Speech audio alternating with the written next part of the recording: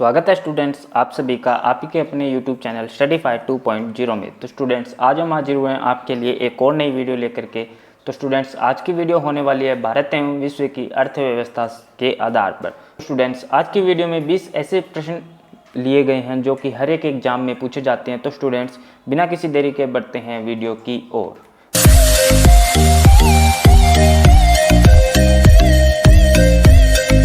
प्रश्न नंबर 1, कृषि गणना प्रत्येक 5वें वर्ष किसके द्वारा करवाई जाती है? ऑप्शन नंबर ए ग्रामीण विकास मंत्रालय द्वारा, बी कृषि विभाग द्वारा, सी कृषि एवं सहकारिता विभाग द्वारा, ऑप्शन नंबर डी नाबार्ड द्वारा। जिसका सही आंसर होगा स्टूडेंट्स ऑप्शन नंबर सी कृषि एवं सहकारिता विभाग के द्वारा हर 5वें वर्ष कृषि गणना करवाई जाती है। तो बढ़ते हैं अगले प्रश्न की ओर। प्रश्न नंबर 2, भारत में बैंकों का पहली बार राष्ट्रीयकरण कब हुआ था? जिसका सही आंसर होगा स्टूडेंट्स ऑप्शन नंबर सी सन 1969 में भारत में बैंकों का पहली बार राष्ट्रीयकरण हुआ था। तो बढ़ते हैं अगले प्रश्न की ओर। प्रश्न नंबर 3, द्वितीय पंचवर्षीय योजना आधारित थी। जिसका सही आंसर होगा students option number C Mahalanobis model के आधार पर आधारित थी। तो बढ़ते हैं अगले प्रश्न की ओर। प्रश्न नंबर 4, 15वें वित्त आयोग के अध्यक्ष कौन हैं? Option number A Vijay Kelkar, B KC Pant, C N Khusro, D N K C हैं। जिसका सही आंसर होगा students option number D N K C हैं। तो अगले प्रश्न की ओर बढ़ते हैं स्टूडेंट्स। प्रश्न नंबर 5, निम्नलिखित में से किस क्षेत्र की वित्तीय जरूरतों की पूर्ति नाबार्ड द्वारा की जाती है? ऑप्शन नंबर ए कृषि, बी उद्योग, सी सेवा, डी वैदेशिक क्षेत्र। जिसका सही आंसर होगा स्टूडेंट्स ऑप्शन नंबर ए कृषि, अर्थात नाबार्ड है जो कि वो कृषि आधारित वित्तीय जरूरतों की पूर्ति करता है। तो बढ़ते हैं अगले प्रश्न की ओर। प्रश्न नंबर 6, भारतीय रिजर्व बैंक अर्थात आरबीआई का राष्ट्रीयकरण कब किया गया? जिसका सही आंसर होगा स्टूडेंट्स ऑप्शन नंबर बी सन 1949 में। तो बढ़ते हैं अगले प्रश्न की ओर। प्रश्न नंबर 7, निम्नलिखित में से किसने मानव विकास सूचकांक की संकल्पना को विकसित किया? जिसका सही आंसर होगा स्टूडेंट्स ऑप्शन नंबर सी महबूब उल हक ने। अगले प्रश्न की ओर बढ़ते हैं स्टूडेंट्स। प्रश्न नंबर 8, भारत में राष्ट्रीय आय की गणना किस आधार पर की जाती है? ऑप्शन नंबर ए अर्धवार्षिक आधार पर, बी वार्षिक आधार पर, सी मासिक आधार पर, डी इनमें से कोई भी नहीं। जिसका सही आंसर होगा स्टूडेंट्स ऑप्शन नंबर बी वार्षिक आधार पर, अर्थात भारत में राष्ट्रीय आय की गणना वार्षिक आधार पर की जाती है। तो बढ़ते हैं अगले प्रश्न की ओर। प्रश्न नंबर 9, किस देश में उत्पादित किए गए संपूर्ण उत्पादों और सेवाओं का मूल्य उसका डैश डैश खालिस्तान कहलाता है? ऑप्शन नंबर ए सकल राजस्व आय, बी सकल घरेलू उत्पाद, सी कुल आय, डी कुल सामान का राजस्व। जिसका सही आंसर होगा स्टूडेंट्स ऑप्शन नंबर बी सकल घरेलू उत्पाद कहलाता है। अगले प्रश्न की ओर बढ़ते हैं स्टूडेंट्स। प्रश्न नंबर 10, बंद अर्थव्यवस्था अर्थात क्लोज्ड इकोनॉमी वह अर्थव्यवस्था है जिसमें ऑप्शन नंबर ए केवल निर्यात हो, बी केवल आयात हो, सी न ही निर्यात हो न ही आयात हो, डी इनमें से कोई भी नहीं। जिसका सही आंसर होगा स्टूडेंट्स ऑप्शन नंबर सी न ही निर्यात हो न ही आयात हो, उसे क्लोज्ड इकोनॉमी कहा जाता है। अगले प्रश्न की ओर बढ़ते हैं स्टूडेंट्स। प्रश्न नंबर 11, मुद्रास्फीति में निम्न में से किसे लाभ होता है? ऑप्शन नंबर ए विदेशी व्यापार को, बी सरकार को, सी साहूकार को, डी ऋणी को।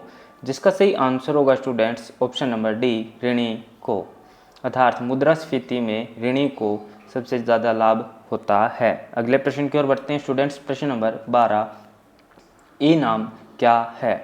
ऑप्शन नंबर ए ऑनलाइन राष्ट्रीय कृषि प्रबंधन, बी ऑनलाइन राष्ट्रीय कृषि बाजार, सी ऑनलाइन राष्ट्रीय कृषि मिशन, ऑप्शन नंबर डी उपयुक्त में से कोई भी नहीं। जिसका सही आंसर होगा students option number B online राष्ट्रीय कृषि बाजार। तो स्टूडेंट्स बढ़ते हैं अगले प्रश्न की ओर। प्रश्न नंबर 13, निम्नलिखित में से कौन सी व्यावसायिक फसल है? जिसका सही स्टूडेंट्स क्वेश्चन को फिर से रिपीट करते हैं। प्रश्न नंबर 13, निम्नलिखित में से कौन सी व्यावसायिक फसल है? ऑप्शन नंबर ए सरसों, बी तंबाकू, सी जूट, डी उपयुक्त सभी। जिसका सही आंसर होगा स्टूडेंट्स ऑप्शन नंबर डी उपयुक्त सभी, अर्थात सरसों, तंबाकू, जूट तीनों ही फसलें व्यावसायिक फसलें हैं। तो बढ़ते हैं अगले प्रश्न की ओर। प्रश्न नंबर 14, किसी विदेशी राष्ट्र में वस्तुओं को उनके घरेलू विक्रय मूल्य से कम कीमत पर बेचने की क्रिया क्या कहलाती है? ऑप्शन नंबर ए कूटनीति, बी दोहरा मूल्य, सी राशि पतन, डी इनमें से कोई भी नहीं। जिसका सही आंसर होगा स्टूडेंट्स ऑप्शन नंबर सी राशि पतन अर्थात डंपिंग। अगले प्रश्न की ओर बढ़ते हैं स्टूडेंट्स। प्रश्न नंबर 15, नाबार्ड की स्थापना कब की गई? जिसका सही आंसर होगा स्टूडेंट्स ऑप्शन नंबर ए सन 1982 में। तो स्टूडेंट्स इस क्वेश्चन को हमारी वीडियो में कई बार लिया जा चुका है, क्योंकि स्टूडेंट्स ये परीक्षा की दृष्टि से अति महत्वपूर्ण क्वेश्चन है। तो इन क्वेश्चनों को दोबारा रिपीट किया जाता रहता है हमारी वीडियो के अंदर। तो बढ़ते हैं अगले प्रश्न की ओर। प्रश्न नंबर 16, सार्वजनिक क्षेत्र की इकाइयों को निजी स्वामित्व में सौंपना क्या कहलाता है? प्रश्न को एक बार फिर से रिपीट करते हैं स्टूडेंट्स। प्रश्न नंबर 16, सार्वजनिक क्षेत्र की इकाइयों को निजी स्वामित्व में सौंपना क्या कहलाता है? ऑप्शन नंबर ए वैश्वीकरण, बी उदारीकरण, सी औद्योगिकरण, डी निजीकरण। जिसका सही आंसर होगा स्टूडेंट्स ऑप्शन नंबर डी निजीकरण कहलाता है। अगले प्रश्न की ओर बढ़ते हैं स्टूडेंट्स। प्रश्न नंबर 17, प्रत्यक्ष करों में किस कर से सरकार को अधिकतम आय की प्राप्ति होती है? ऑप्शन नंबर ए निगम कर, बी आयकर, सी दान कर, डी डी संपत्ति कर। जिसका सही आंसर होगा स्टूडेंट्स ऑप्शन नंबर ए निगम कर। अगले प्रश्न की ओर बढ़ते हैं स्टूडेंट्स। प्रश्न नंबर 18, आधुनिक भारतीय सांख्यिकी का जनक किसे कहा जाता है? जिसका सही आंसर होगा स्टूडेंट्स ऑप्शन नंबर ए पीसी महालनोबिस को आधुनिक भारतीय सांख्यिकी का जनक कहा जाता है। अगले प्रश्न की ओर बढ़ते हैं स्टूडेंट्स। प्रश्न नंबर 19, मुद्रास्फीति को नियंत्रित करने के लिए आरबीआई द्वारा मौद्रिक नीति उपकरण का उपयोग किया जाता है। ऑप्शन नंबर ए राजकोषीय, बी मितव्ययता आय, सी राजकोषीय बढ़ावा, डी रेपो दर। जिसका सही आंसर होगा students option number D repo दर। अगले प्रश्न की ओर बढ़ते हैं स्टूडेंट्स। प्रश्न नंबर 20, मोबाइल बैंकिंग के लिए क्या आवश्यक है? ए स्मार्टफोन, बी इंटरनेट, सी बैंक अकाउंट, डी उपयुक्त सभी। जिसका सही आंसर होगा स्टूडेंट्स ऑप्शन नंबर डी उपयुक्त सभी अर्थात मोबाइल बैंकिंग के लिए स्मार्टफोन, इंटरनेट, बैंक अकाउंट तीनों का ही होना आवश्यक है।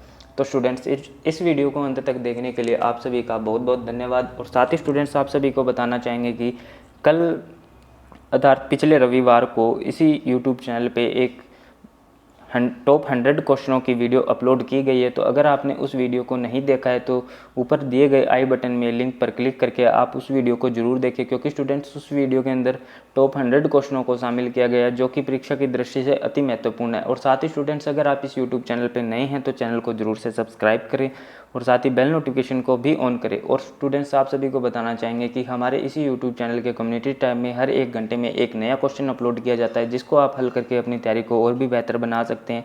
तो धन्यवाद स्टूडेंट्स, आपका दिन शुभ हो।